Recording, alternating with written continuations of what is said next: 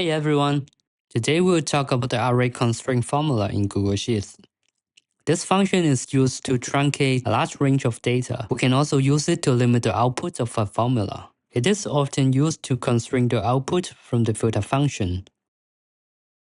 Here's an example to truncate the data. We have a table of students. We have ID and score as well. We use array constraint to clone the table by controlling the rows and columns output.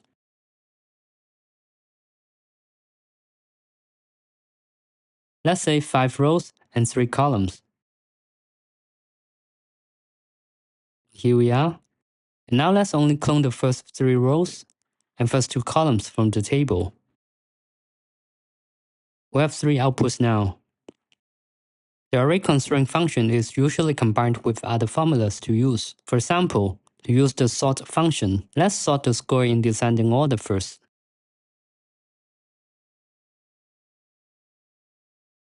Then we can nest the sort function with the array constraint formula.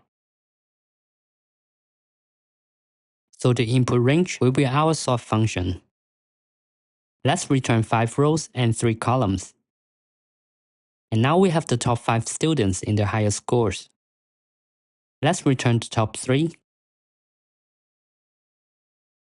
And here we go. We often use it with the filter function.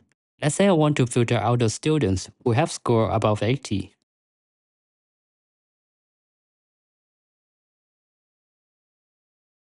Then we can use array constraint to nest this return to return the result.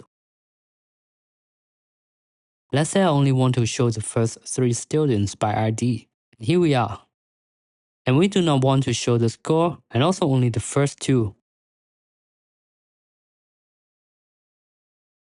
So it's Peter and John.